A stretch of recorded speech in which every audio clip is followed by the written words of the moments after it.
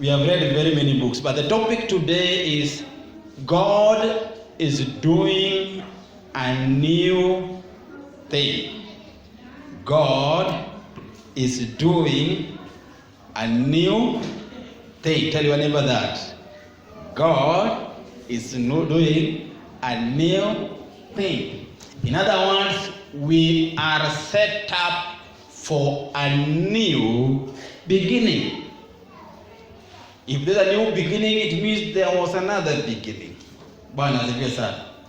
If God is doing a new thing, it means in the olden days He had done a new thing. There's an old thing that He had done.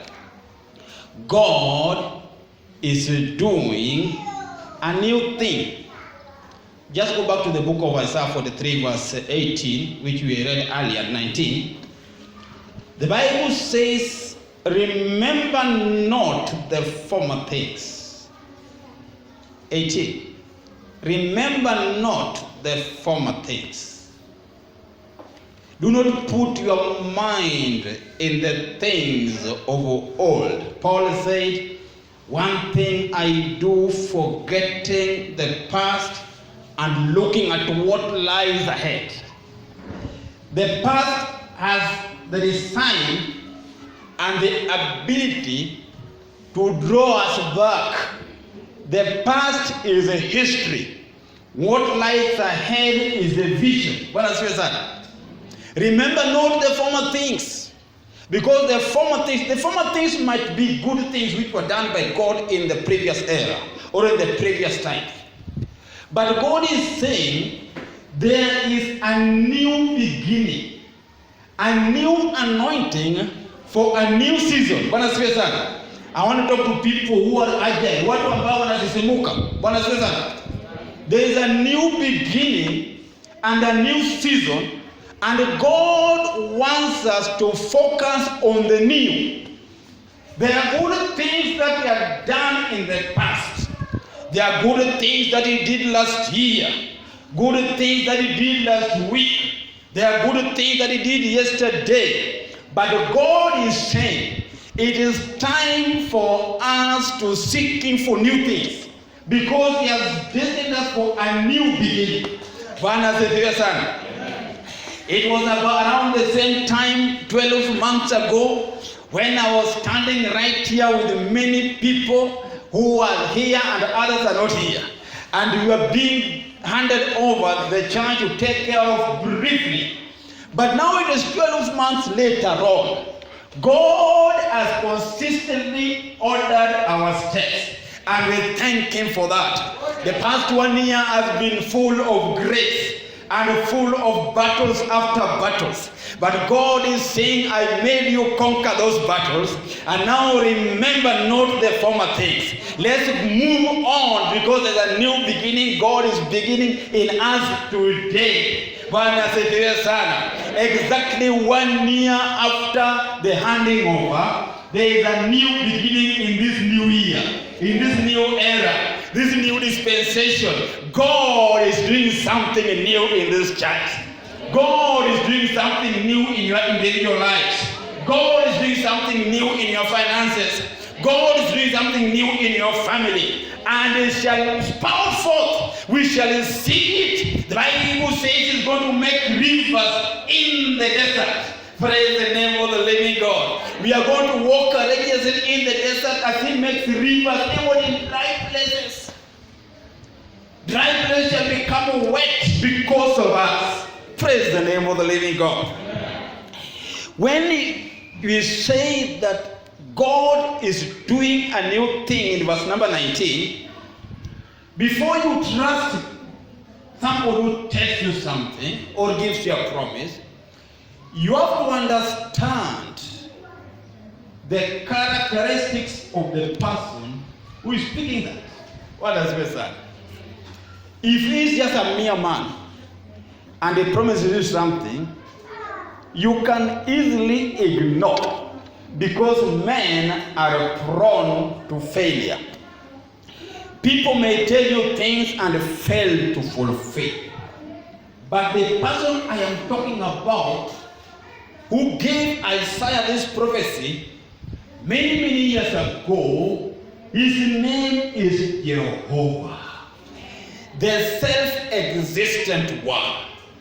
His name is Jehovah Jireh, the one who provides for us. Bible says his word is yea and amen in Christ Jesus. Bible says in Numbers chapter 23 verse 19 that he is not a man that he may lie, neither son of man that he may speak falsehood. As he has said it, he shall make sure it comes to pass. We are serving a God who does not know how to lie. Bible says in Titus chapter 1 verse 12, it is impossible for God to lie. There are many things that are not possible, that are possible with God. The Bible says, and with God nothing shall be impossible. But it is impossible for him to lie. He cannot sin because there is no glimpse of darkness in him. He came to his own. Bible says in John chapter 1 verse 1 that as you read down through to verse 12, he said in him was light.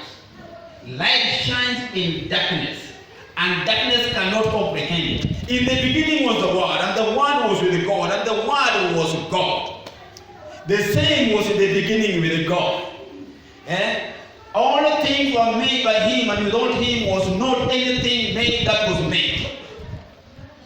In him was life, and the life was the light of men. Verse 5.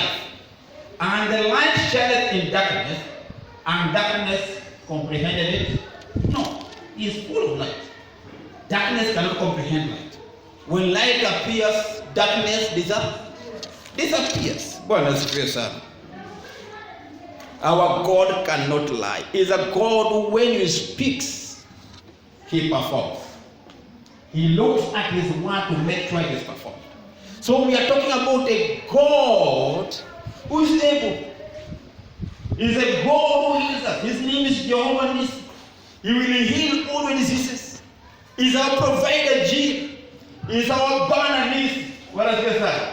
He is the one who sanctifies us. We call him Mecca, Bish, Ken. Praise the name of the living God. Our sanctifier. There are things you need to look at when we are talking about this verse. Steps to take to experience a new thing.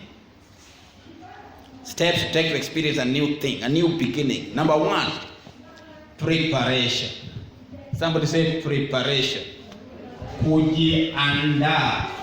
Ili upate kitu kipya lazima ujiandae vilivyo. Preparation. Preparation.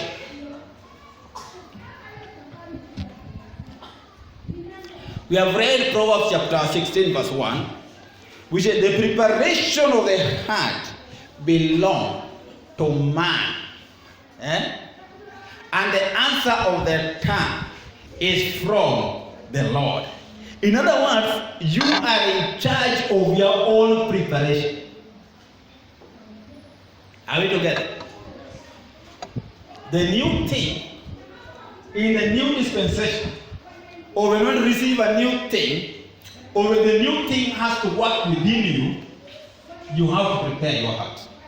Prepare yourself to receive.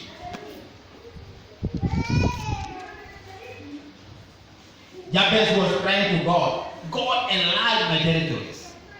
He was preparing himself to receive bigger blessings. Bigger blessings. So God had to enlarge his territory. Now when you prepare your heart, you take care of every known and unknown sin.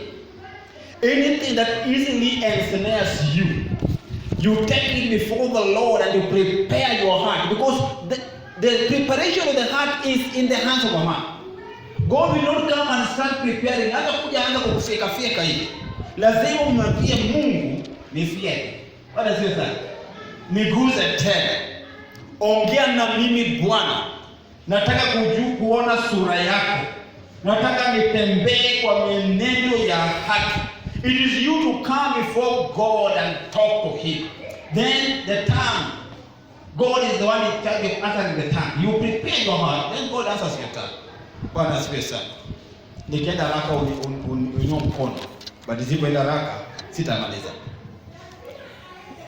God will will dispatch to you only what you are prepared to receive. Hallelujah. Kila ambacho uko tayari kupokea ndicho Mungu atakupatia. You will not receive a blessing that you are not prepared for. You have to prepare yourself to receive. You see how a pregnant woman behaves. Ako tu kana miezi kamoja tu kashaanza kununua towels. Anajua in 9 months time I'm expecting a baby, hata ingawa atuoni kama kanisa, lakini yeye anajua kwa roho yake na asha confirm that kuna mtoto. Unaona mtu anaanza kununua nguo kubwa. Siku hizi sioni nguo kubwa. Naona mtu amevaa long na top. Kitambo naona mtu anaanza kununua maternity. Mtu anaanza kununua manguo fulani matowel. You prepare to receive the baby. Bwana asifiwe sana. Hapo ndo dada the 9th month the same bibi yangu wako kwa hospitali. Nataka IOU, nataka advance. Boss akuuliza hizi miezi 9 ulikuwa wapi? Mpaka sasa hivi unakimbia 9 months. That means that you are not prepared to receive the baby, isn't it? That's why you start running for advances on the 9th month, 10th month. Yaani ulikuwa unalala na tumbo inaendelea tu kukua na unalala. Ujui unaichukua 9th month inatoka. Ikishafika hiyo siku ndio sasa ujui namba ya taksi yoyote. Unagonga milango ya jirani, unasijui unajifanya aje. Sasa hizo ndio bibi yangu ndio unajiaibisha kwa plot. Bwana sasa.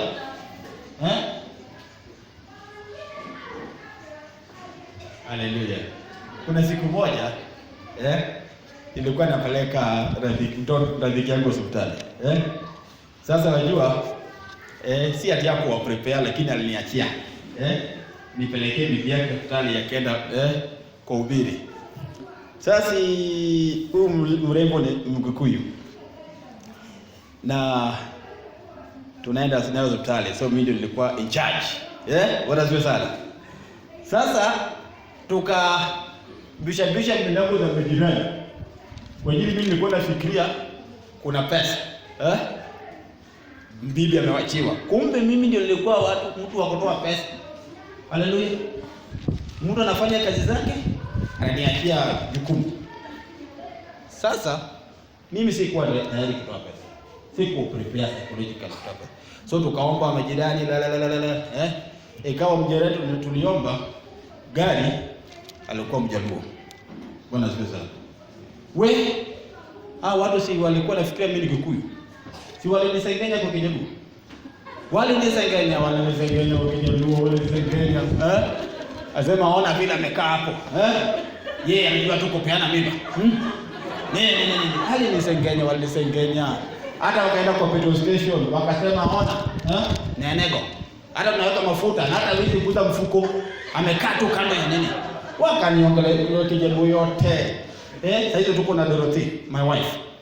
Na jaribu kuongea ili ni stopishe nini Dorothy please. Kwa ajili nilijua huyu akiongea naweza hata waambia wa nini naweza haribu maneno. Sema wacha tu tufike huko turudi. Wale waliosengenya mpaka tukafika Pumwani. Akasema ati hata file anajua hata hana pesa ya file. Uzuri nilikuwa na pesa ya kufungua file na deposit what nilikuwa nimeshajiorganize. Nikalipa, wakatungoja, tukarudi pamoja. Wacha sasa waanze kutudescribe vile tunakaa. Nasema zingine ikawa uchungu Dorothy ananifinya mkono. Usiende. Wakadescribe wakaongea mingi. Basi kufika Mtindwa tunashuka. Dorothy anasema wewe tuende tu hata wasijue wafikiri tu sio Kikuyu. Kwa hiyo Dorothy anakaa Mkikuyu. Mimi nikawaambia kwa Kijaluo, kwa elimu.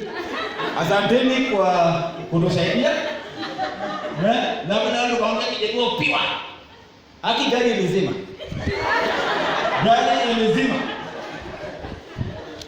Jamani, nini gari lazima?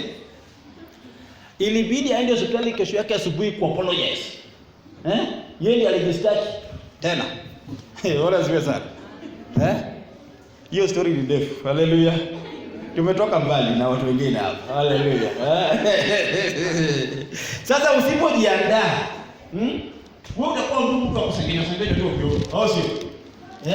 Kwa ajili mtu anasema, lakini walikuwa wanasema ukweli, lakini ukweli kiuchungu. Uchungu.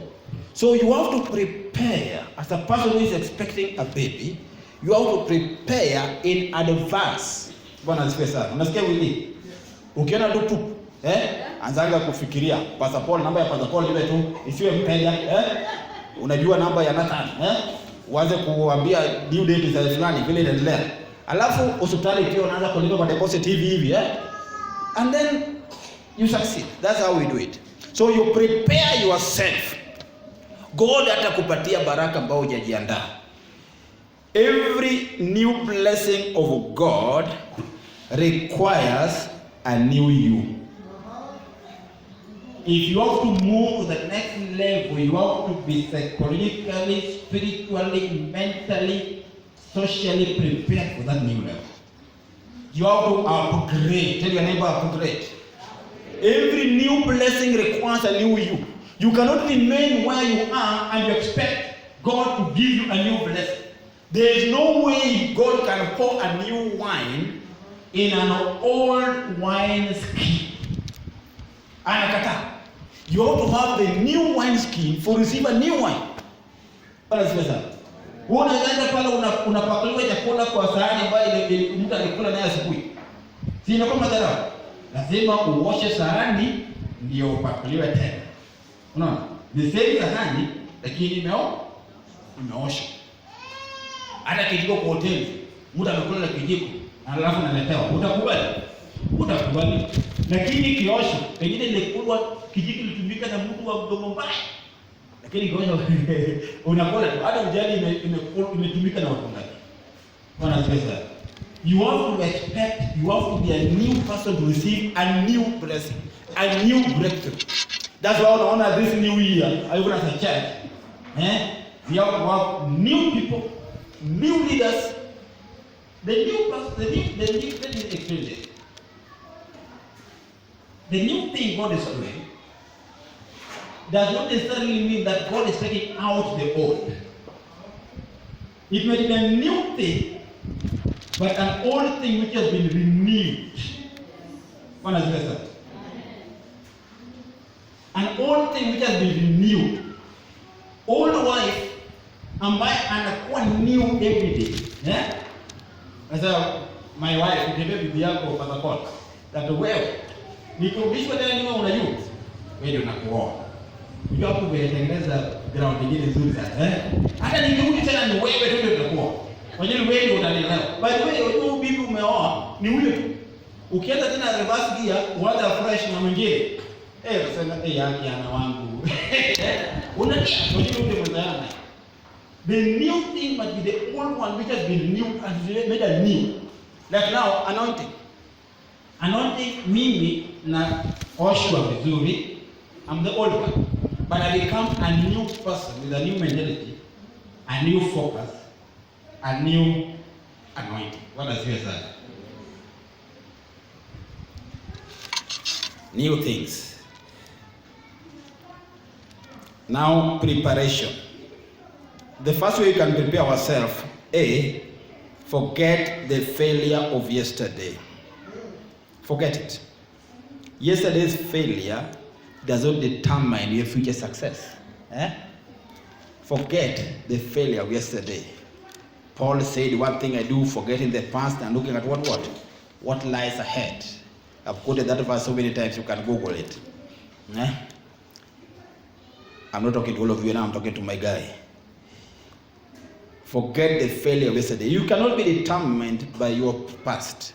Kuna watu wengine kwa ajili bibi alimwacha, sasa kila bibi anaweza mwacha. Kwa ajili ideli with a choir member ambaye alimwangusha, sasa choir yako nayo mbali. Now the past is affecting his current life and his future life. Kwa ajili mtu wa matatu walikutusi, sasa watu wote wa matatu ni wabaya. Bwana asifiwe sana. Kwa ajili mtu wa Uber mmoja alikimbia na wewe vibaya, sasa Uber yote ni mbaya, sasa unataka Taxify. Unasikia wewe? The previous life experience is affecting your future. Even in marriage. Kama kila saa unakumbusha bibi yako kile ambacho alifanya last week, hiyo marriage haitadumu. What does that say? Ile last week, forget the past. Move towards the future. Kama wewe hata mambo mazuri. Kama ile last week ambayo ulifanyiwa, ndio bado unaenda tu wewe sasa nini, hata last week nikununulia nguo, last week nikununulia shati, hata wish nikachukua shati nipelekee babangu nyumbani. Hata forget about the past thing. Whether good or bad, focus on what lies ahead of you. Kwa gari ukiangalia wewe unaendesha magari au wewe unaonyesha panda magari, nyinyi wote mnajua gari. The windscreen ni kubwa. But the mirror ndogo ndogo, au sio? Because you should not focus on the past. What is behind you? The past is just teaching you a lesson. You should focus on what is ahead of you. Praise the name of the living God. Are we together? Secondly, close. That is secondly under preparation. Close the chapter of yesterday's success. Close the chapter of yesterday's success. Ile success ya jana ni ya jana. God is planning to do a new thing every day. Did you know ukiwa promoted leo, indakana sasa ushukuru Mungu kwa hiyo, and now you work towards your next promotion. Unasikia hiyo? Ukipata anointing size leo, wewe ni mwimbaji kali, lazima kuna anointing juu ya hiyo. Uimbe zaidi ya hiyo. If you are preaching well, tell God, I want to preach better. Hallelujah. If you are giving a tithe of 1,000, tell God, I want to give more. Thank God my salary has increased from 5 to 10,000. My tithe has also increased. But I thank you for that. But I want to do more. So you focus ahead. That one brings growth. When I came to Nairobi for the first time, nilipewa simu ingine inaitwa Alcatel. CMS. CMS ingine iko na aerial. Winyi vijana mjui hizo simu. Na ilikuwa furaha. Sasa nimeenda kwa duka kufundishwa kutuma SMS. Nilienda kufundishwa. Bwana sikia sana. Mwenye sasa naenda kwa zile stalls za Moi Avenue. Si watu wanacheka. Mimi naenda nimetoka Ushago. Natuma nilikuwa nimezoea page. Kutuma SMS, load airtime, sije kupiga simu nikafundishwa. Leo ndio nilikuwa. Sikizi watoto wanazaliwa kama unajua. Now that phone was the best. It was good. Ni kubwa. Unashika na karadio. Haikuwa ile ya phone ilikuwa nyingine na proper sivyo. Ile ilikuwa step. Wengine walikuwa na simu zingine ukiona hata uone sura yake. Ilikuwa kubwa. Ikaenda kuwa ndogo. Now when the technology improved, sasa sina hiyo simu. Bwana asifiwe. I upgraded to another phone. Nikasema kumbe the person was good, yes, but there was something better than just that phone. Now I knew how to use a better phone. Ifanye kanunua Nokia. Ile Nokia ingine ilikuwa ukibeba inaanguka chini, floor ina crack. Yeye inabaki kama iko stable. Nokia ngumu, hakuna na space ya windscreen, siji wall imecrack, hakuna. Inaanguka, inatapakaa, unachukua neno moja, unatembea. Unaenda. Hiyo ilikuwa. Wengine ikaja labda mpaka ikifika kwenye touch. Ikafika sasa BlackBerry. Sasa ukonda BlackBerry wewe ndio hujaribu. Unasema unaiweka hapa. Unaonekana alafu isimama unaiweka. Bwana sasa BlackBerry, the anything. Na BlackBerry kuna internet. Ile nyingine Nokia ambayo ilikuwa nzuri hata haina internet. Nokia hakuna touch screen. BlackBerry pia imekaa bila touch screen for long. They refused to upgrade. Nokia pia ilikataa ku upgrade, si ilikufa. BlackBerry ilikataa ku upgrade, ikakufa. Samsung ikaingia na touch screen, unaguza unaguza. And now you know, the more mimi I was upgrading my phones, hata sasa hivi na upgrade simu, but we stay in the same line. Somebody understanding me? The line is the same all this period. The phone has been upgraded so many times. You have to be unique you, but upgraded version of you. Bwana asifiwe sana. To receive a new thing, to receive internet, uwezi kuja na line nyingine kwa kabambe na unasema mwacha mimi pia ni Google. Utagoogle wapi? Hadi jaribu kugoogle kabambe imekataa. You have remained the same, but you want a new technology to kuingia kwa kabambe. Itawezekana? You have to change with the change. You have to accept change. Like now, watu wako kwa kabambe wengine. There is a new pastor. Hata ambao ni sina pastor. Hata pastor ziko, weka ile pastor tena. Lakini mtu mwingine bado hapo kwa the past. Hapo 1 year ago penye tulitoa kitabu. Sasa the new pastor cannot bless you until you upgrade to the line ambayo unapatikana. Unajaribu upatikane kwa line, upatikane. Hata ukae hapa miaka 10. Sitakubariki. Bwana asifiwe sana. That's why kama sikubariki inahitaji ubarikiwe. Sasa kama mimi unaona utawahi barikiwa ni kuhubiri, enda kwenye utabariki. Enda kwenye utabariki. Because what we need, brethren, is for you to be squeezed into the kingdom of God at the end of it. Bwana asifiwe sana. Upgrade to the new version of Nokia. Upgrade to a phone which can accommodate internet. Upgrade your spiritual faith. Antena yako ianze kufuata mwelekeo. Because if you don't agree, the anointing flows from the head. Kama huko wewe umejitapakaa kule, wewe ndio yule ambaye ukisikia tu kitu kidogo, ananua lana, umekimbia. Kuna siku moja juzi tulidiscuss kitu kingine kidogo tu. Mimi natoka nje natembea tu. Naambia, pastor, congratulations. For what? For what? Nimesikia. Baada sijatoka kwa ofisi tena. Sijatembea, nimekaa kwa ofisi like 40 minutes. Kila mtu huko nje ameshaikuwa what we talked about. Are we in the right place? Somebody has refused to do what? To upgrade. Tell your neighbor, upgrade. Hallelujah. God is doing a new thing. Do you see it? Behold, I'm doing a new thing. Behold means see. Your faith must be upgraded. Romans chapter 1 verse 17. You write this down. Hebrews 10:38. You can weka tu moja kwa screen. Romans 1:17, Hebrews 10:38, Habakkuk 2:4. The Bible says, for it is there in the revelation of the righteous of God. And the King James Version.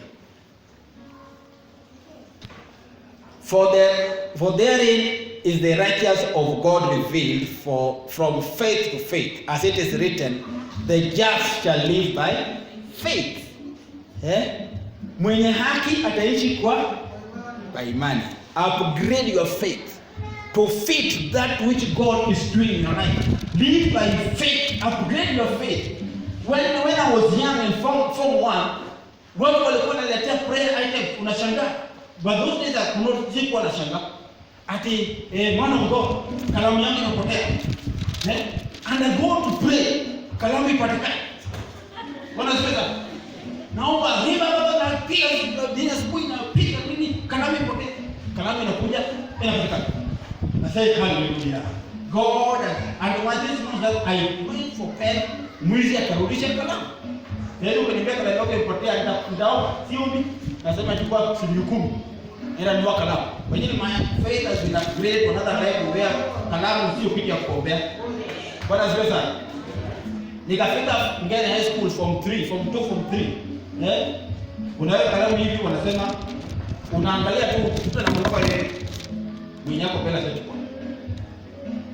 Wanasema ati ya moja, ati ng'ombe imekula.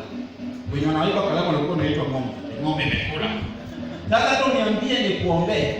Nikanasema tu ng'ombe ikishakula itatoka kwa huko nyuma. Hapo siko. Now I was informed to. Now there are things that I want to pray for. God upgrades your faith from one level to another level. Kuna vitu naenda through ambapo masi nataka kuniambia.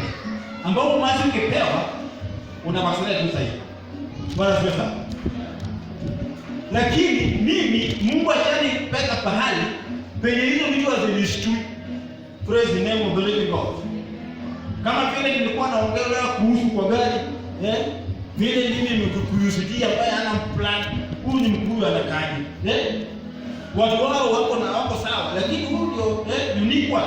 Ana mpango. Ona vile amekaa hapo, amekaa huko nyuma. Lakini watu hata nikikaa tu hivi, wanasema ameweka miguu wazi kwa nyuma. Ukiweka hivi, sasa tena yani nilikuwa stress. Na change sisi position mpaka nikachoka. Sana nataka kuongea. Ndio hapo akasema. Sasa siku nini? But lakini nafika hali ya roho, mtu akiongea mbaya kunihusu, ngumi unakuwa. Hata unasema kama boya, yaani chenye nimepiga. Hata kama unanipiga, lakini ile iliingia. But now watu ni tusi. Hata uende Facebook uweke picha yangu. Unasema mkora. Na kuangalia tunasema hiyo level si yangu. Hiyo level si yangu. Bwana asifiwe. Unafikiria kama singekuwa nimeungwa hivi, ningewa manage na kwa sababu na ambao vile wamenipeleka. Sisi manage. Kuna watu kwa hii kanisa wanaambiwa wanaongea vituko huko hivi. Na vituko zinakuwa kutafuta yule ambaye ameendelea kuhusu. Zinarudi zinafika. Alafu vituko zinaanza kukwambia huko. Yule na connect. Na kukana nao kanisani hapa. Hata siulizi kwa wewe unaongea vitu kunusu wewe unaongea vitu kunusu. I've never talked in the pulpit about anybody who is talking about me. Ama mshawahi sikia? Sijawahi simamisha. Na tuko nao kila siku. Unaongea nao kila siku na wanaendelea kuongea vitu kunusu. Bwana asifiwe sana. So you upgrade your faith. You are level whereby kuna vitu ndogo ndogo vikushtui. Oh hallelujah. This one should become a series now. There is no impossibility with God. The impossibility that exists is your own making. Amen? Mark chapter 9 verse 23. The same is in Luke chapter 1 verse 37 and Mark chapter 10 verse 27. Okay, Mark chapter 9 verse 26 says this. Let's read together. Jesus said unto him, if thou canst believe, all things are possible to him that believeth. Yani ukiamini kila kitu inawezekana kwa yule ambaye anaamini. In Mark it says with men it is impossible, but with God nothing shall be impossible. In Mark chapter 9:23, in Luke chapter 1:37 it says, for with God nothing shall be impossible. Jeremiah 32 verse 27. The Bible says, behold, I am the Lord, the God of all flesh. Is there anything too hard for me? Kuna kitu ambalo ni ngumu kwangu? Praise the Lord. In Mark chapter 11 verse 23, the Bible says, you shall speak to this mountain.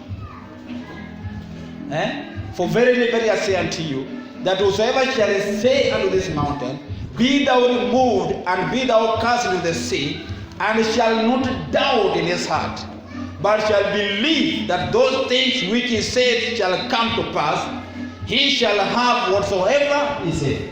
Ona vile ni rahisi. You have upgraded your faith. You believe in him who has saved you. Unasema hii mlima toka, enda pale. Anaenda. na chochote ambacho unasema ukiamini bila kudai,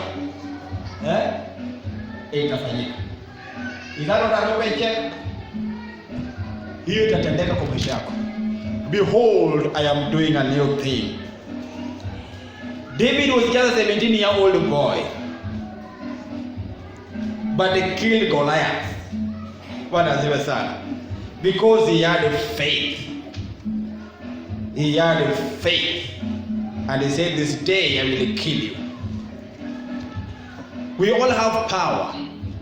We all have authority to speak to our mountains, and the mountains shall obey us. John chapter 1 verse 12 says that,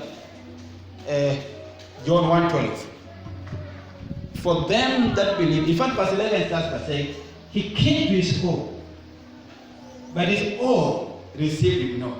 Verse 12 says, but as many as received him, to them he gave power. Someone said power. Authority. To become the sons of God, even to them that believe on his name. Abraham believed and was made righteous. Yani ukiamini jina lake unakuwa na nguvu ya kuwa mwana wa Mungu. And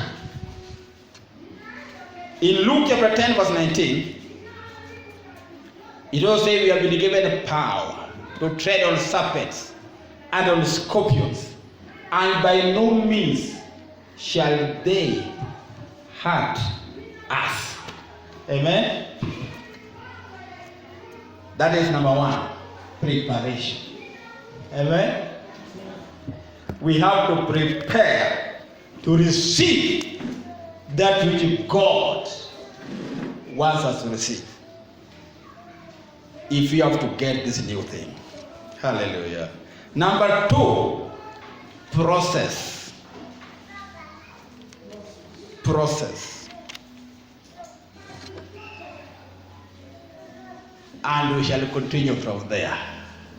Praise the name of the living God. Si mbaya, si lazima nimalize. Let us leave it at that. Next Sunday, we shall continue from where we have left. Brethren, we just need to have faith. Faith being a substance of things hoped for and evidence of unseen realities.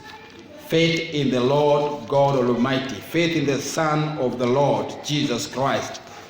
You have to believe, and everything we believe in shall come to pass. If you don't believe, everything becomes impossible. If you believe, nothing shall be impossible. Praise the name of the living God.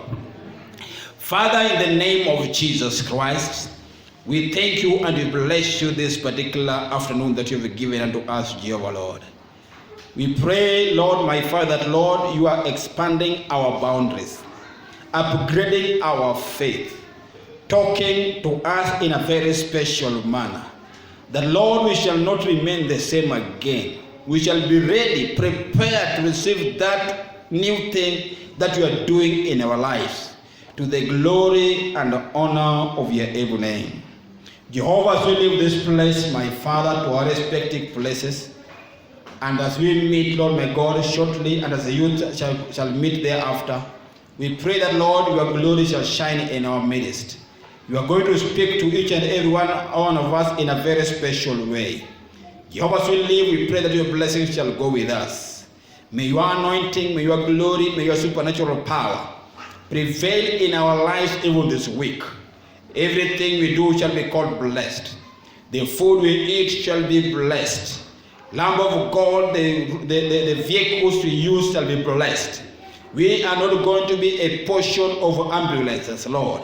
This week, my Father, we are going to live to declare the goodness of the Lord in the land of the living, to the glory and to the honor of your able name. In Jesus' name we pray, believing and trusting. Somebody shout a big amen.